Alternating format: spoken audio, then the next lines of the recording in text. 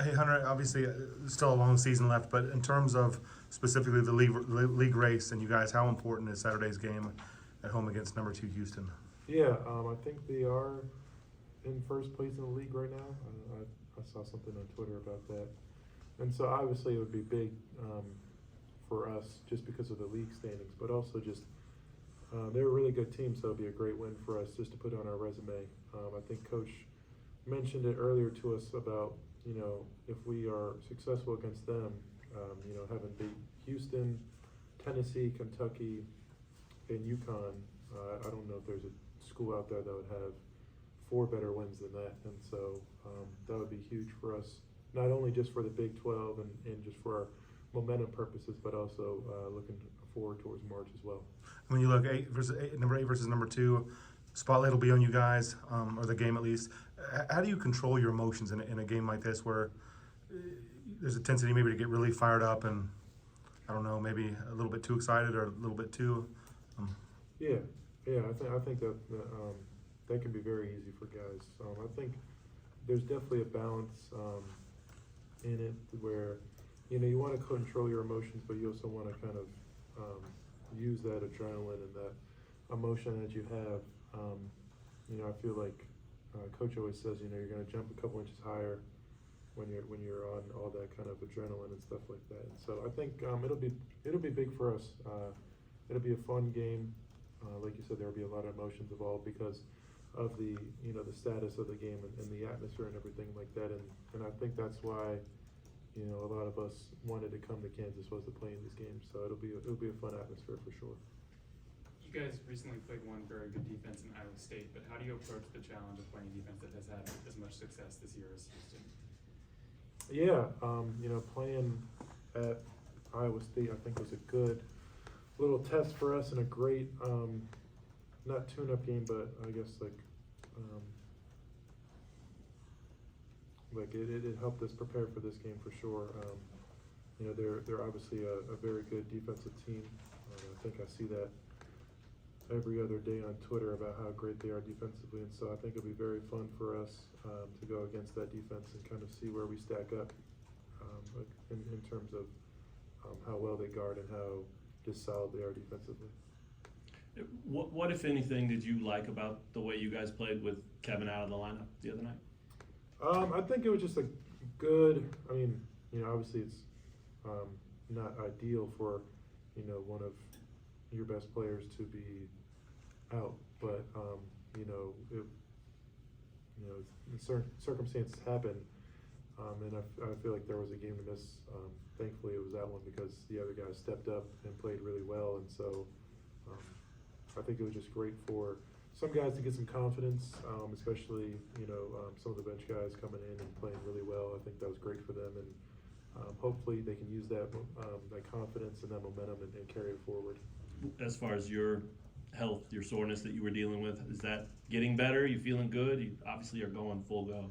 Yeah, no, definitely spending a lot of time with Chad, Mr. Calgill. He's doing a lot for me.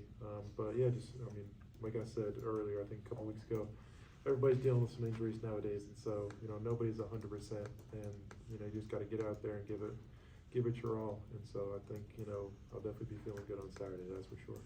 One more quick one from me. I want to ask you about the origin of your competitiveness. Do you remember it?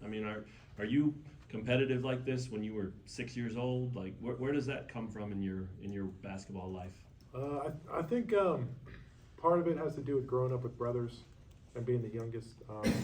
You're always competing in everything you do, and so I think that has something to do with it. Unfortunately now there's not many things I can do where I'm not trying to compete, whether it's anything little. But yeah, I think probably just growing up with brothers and being the youngest and always being the smallest of the bunch until late in life. Then I passed them, but yeah, just growing up with them, they definitely didn't make it easy on me, and so I think that's where I got some of my toughness and my competitiveness from. When we talked to DeJuan on Monday, he said he was going to watch the Houston-Texas game. Did you watch that, or how much of Houston have you watched, and what stands out about them to you? Yeah, I've definitely watched a couple games of theirs. Now that I'm in the Big 12, I definitely try to watch more of the teams because I'm trying to familiar myself with them.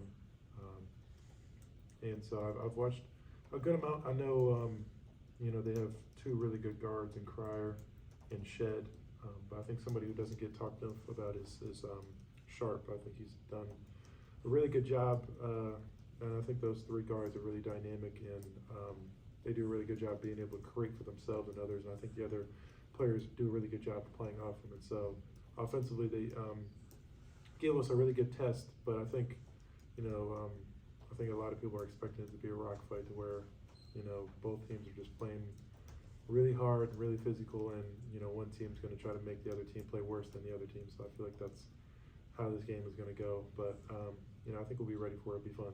I think Cincinnati was another team that is really good on the glass. What are some of the points of emphasis for you as a big man when you're going against a team that can really rebound the ball well? You know, I think it's like a team effort.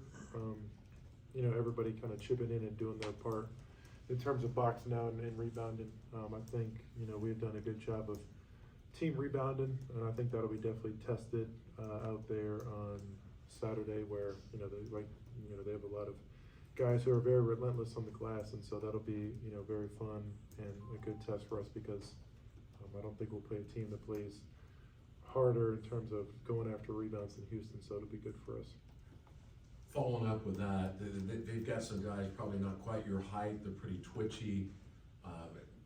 Do you approach that a little different than facing the true 7-foot type centers, as far as, you know, not letting them get on the offensive glass? I don't think I'd say I approach it any differently. I know, you know, it's going to be pretty similar defensively. I think you alluded to like the rebounding.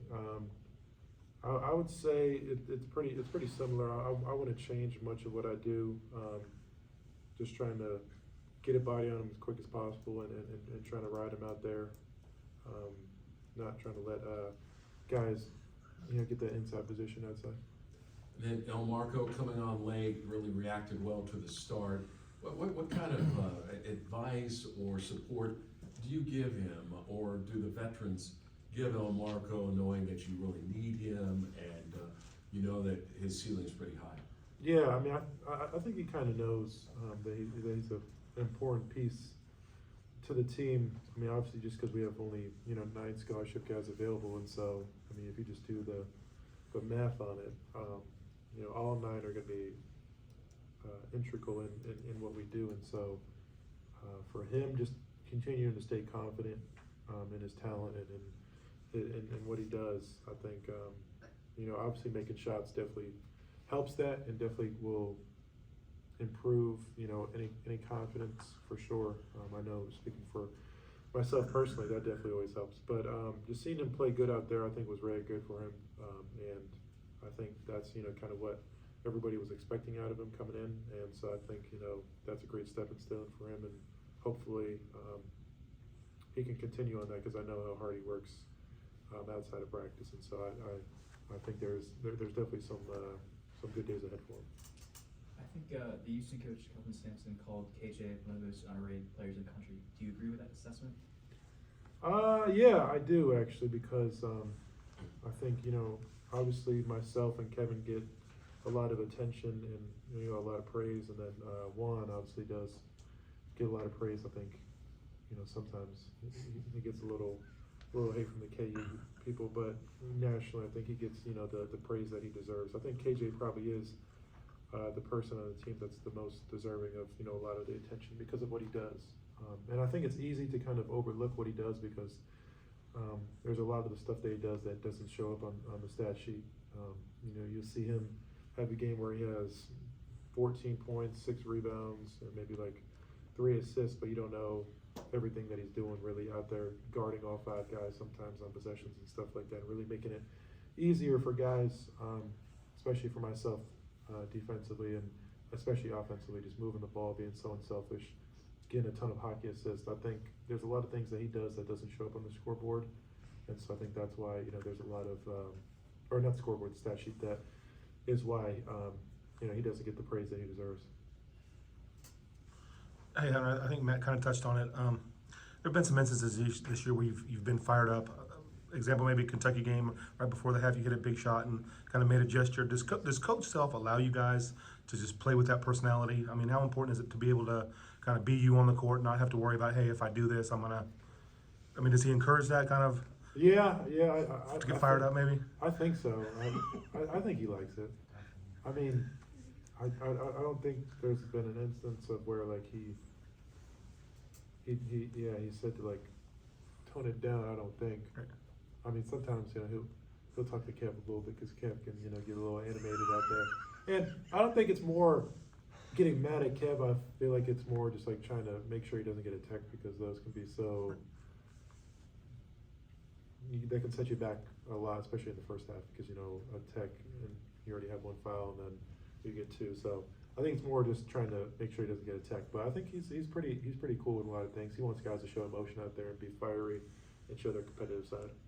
What did you think of scoring your 2,000th point so quick in your career, and did you get a lot of praise from people? I think that just goes to show you, man. I'm a bucket out there for real. No, I mean, I think it kind of flew under the radar a little bit. I think my dad told me before the game, like a couple days before the game, that I was close to it. I think it probably got overlooked because I transferred it, so people probably, lost the total statistics. But very fortunate to be able to score that and get the 1,000th rebound. Definitely a lot of people had their hand in that success. A lot of point guards that I've played with throughout my career. A lot of guards that have given me the ball. But yeah, no, it's definitely an accomplishment that I'm proud of, and hopefully I can add on to it and have that lead to some more wins for us. All right, thanks. Thanks, Hunter.